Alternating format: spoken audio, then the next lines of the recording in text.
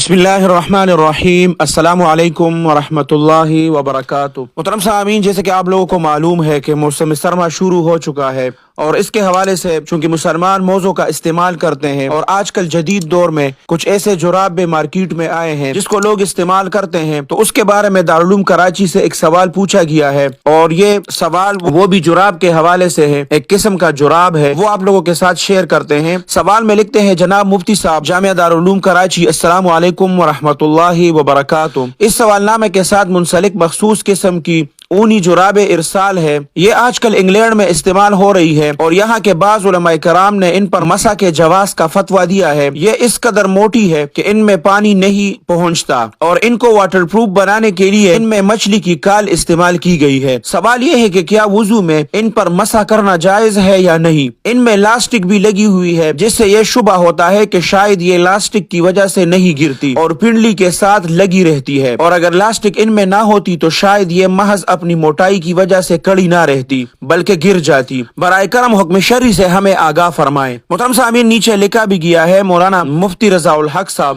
محترم سامعین، اس کے جواب میں دارالعلوم کراچی کے مفتیان صاحبان لکھتے ہیں کہ حضرات فقہاء کرام رحمہم اللہ نے فرمایا ہے کہ جو جرابیں بہت موٹی ہونے کی بنا پر چمڑے کے موزوں کے اوصاف کے حامل ہو، ان پر مسح جائز ہے، اگرچہ وہ چمڑے کے نہ ہو۔ البتہ موٹائی کے لیے شرط یہ ہے: نمبر 1 کہ ان میں پانی نہ پہنچتا ہو، یعنی اگر ان پر پانی ڈالا جائے تو پاؤں تک نہ پہنچے۔ نمبر 2 وہ کسی چیز سے باندھے بغیر اپنی موٹائی کی وجہ سے پنڈلی پر خود قائم رہ سکے، یہ کڑا رہنا کپڑے کی تنگی اور چستی یا گٹس وغیرہ کی وجہ سے نہ ہو۔ نمبر 3 جوتا پہنے بغیر 3 میل چلنے سے وہ پٹنے والی نہ ہو۔ محترم سامعین، واضح رہے، آگے دارالعلوم کراچی کے مفتیان صاحبان لکھتے ہیں کہ واضح رہے کہ یہاں میل سے مراد میل شرعی ہے، اور 1 میل شرعی 1 میل انگریزی سے 240 گز یعنی کہ 219.456 میٹر بڑا ہوتا ہے۔ اسی طرح 3 میل شرعی کا مجموعہ تقریباً 3.4 میل انگریزی یا 5.48 کلومیٹر کے برابر ہے۔ ہمارے مشاہدے کے مطابق منسلکہ جرابیں جو سائل نے ساتھ بھیجی ہے، ان میں سے پہلی شرط اس طریقے سے پائی جا رہی ہے کہ ان میں پانی نہیں پہنچتا، اور عملاً اس کا تجربہ کر کے دیکھا گیا ہے، اور دوسری شرط اس طرح پائی جا رہی ہے کہ اگرچہ ان میں لاسٹک بھی لگی ہوئی ہے، مگر ان کا خود قائم رہنا، کھڑے رہنا ان کے تنگ ہونے یا گٹس وغیرہ کی وجہ سے نہیں ہے، بلکہ لاسٹک سمیت مجموعی موٹائی کی وجہ سے ہے۔ لاسٹک بظاہر مضبوطی اور آسانی کے لیے ہے، کیونکہ ان میں لاسٹک اوپر سے باندھنے کے لیے استعمال نہیں کی گئی، بلکہ جرابوں کی بناوٹ میں اوپر سے نیچے تک شامل ہے، جس سے جرابیں مضبوط اور موٹی ہو گئی ہے۔ یہی وجہ ہے کہ اگر ان کو ہاتھ میں کڑا کر کے لیا جائے تو پنڈلی کی طرف والا حصہ خود بخود کڑا رہتا ہے۔ اور تیسری شرط اس طرح پائی جا رہی ہے کہ بظاہر جوتا پہنے بغیر 3 میل چلنے سے یہ پٹنے والی نہیں ہے، لہٰذا ان 3 شرائط کے پائے جانے کی وجہ سے ہمارے پاس بھیجی گئی یہ جرابیں چمڑے کے موزوں کے حکم میں داخل ہے، اور ان پر مسح کرنا جائز ہے۔ واضح رہے کہ مذکورہ جرابوں سے متعلق یہ حکم اس وقت تک ہے جب تک ان جرابوں میں یہ شرائط پائی جائے، لیکن اگر کسی وقت ان جرابوں کا معیار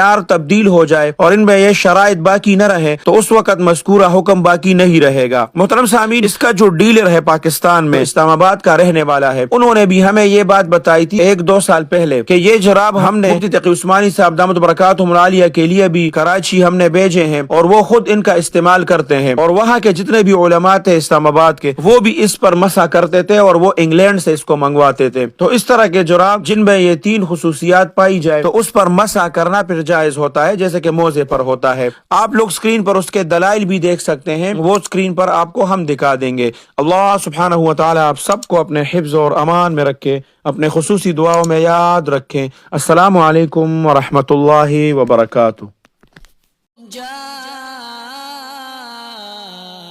الحق وزهق الباطل إن الباطل كان زهوقا